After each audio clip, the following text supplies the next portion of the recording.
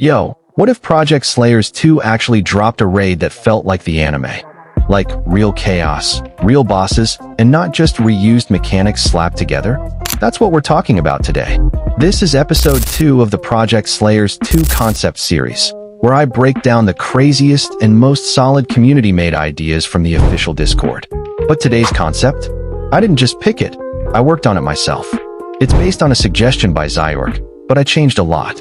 I fixed what didn't make sense, cleaned up the raid flow, added better mechanics, and turned it into something that could actually work in-game. I'll walk you through the whole thing, how the Entertainment District raid would start, the bosses you'll face, how the cutscenes hit, what kind of loot you'd get, all of it. Let's break it down. Mission start, setting the stage. The raid begins with your squad inside the Entertainment District. You don't just spawn into a fight. It starts with a cinematic. Tinjin is briefing your group at the mission house. The mood is serious until suddenly, Inosuk crashes in yelling like a maniac. He tells everyone to move aside. He's finding the demon first. Then he disappears into a hidden passage. But the game doesn't just let you follow him. There's a randomized mini-puzzle blocking the way, a letter code lock that you have to solve to proceed. Already, the raid feels different. You're not just playing, you're part of something. Stage 1, the burrow. You drop into an underground cavern. It's dark, tense, and wrapped civilians are everywhere, bound in demonic belts. In the middle stands the Conscious Sash Belt mini-boss with 7.5 KHP. The mechanics are brutal. Cut the belts without harming the civilians. Everyone you injure drops your rare loot chances. You're not just fighting, you're saving lives under pressure. When you manage to bring the boss down to 5 KHP, a cinematic plays. Tinjin storms in, his blade spinning in a flash. He cuts through the belts and rescues his wives in one clean, dramatic sweep. That's how stage 1 ends. But what's coming next is where the real chaos begins. Stage 2, Daki appears. Out of the burrow, you follow a trail of slashed belts, only to find Daki waiting, fully transformed with 12.5 KHP. She uses wide-range belt AoE attacks that fill the entire area. If you're not dodging or parrying, you're gone. The fight gets harder with every second. At 6.25 KHP, another cutscene plays. Tinjin appears again, slashing Daki mid-battle.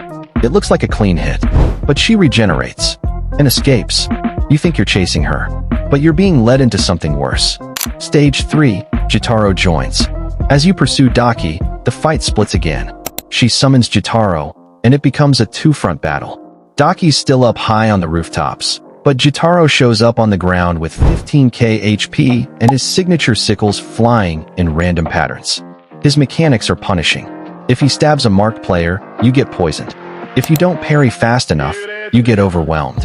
And now your team has to divide, half dealing with rooftop madness, the other dodging poison and blades down below. Your goal? Bring Jotaro to 7.5 KHP and Daki to 6.25 KHP at the same time. Just when it looks like the team is about to wipe, Tinjin saves you again. Barely. Stage 4, False Victory. You finally do it. Daki drops to 2 KHP and your squad lands the killing blow. Her head is cleanly severed. A cutscene plays, it looks over. Tinjin is on the ground, breathing heavy. You're all exhausted. You think it's done. But before we continue, I just gotta say something real quick. 93% of you watching this right now aren't subscribed. And honestly, that broke me a little. I've been putting in so much work into these Project Slayers 2 videos, and seeing that hit me hard. If you're enjoying this, just hit that subscribe button. It's completely free, and trust me, it makes my day. And let's push for 500 likes on this video. I know you guys can make it happen. Because what happens next? It flips everything. Daki's head suddenly reattaches. Jotaro strikes the player who beheaded her, poisoning them. Then she lets out a massive AoE blast that knocks out the entire squad. The screen fades to black. Stage 5, Final Showdown. You wake up in a destroyed city. Fires everywhere. The sky glows red. The final phase starts now. Daki and Jotaro are standing side by side. Tinjin rejoins the battle. This is the final challenge. Your squad's objective is brutal. Kill both demons within 1 minute of each other, or they regenerate. Timing, teamwork, pressure. This moment makes or breaks your raid. But if you pull it off, you're rewarded with a final synchronized cutscene. Your character and Tenjin land a clean double beheading. Jitaro's body explodes in a massive blast.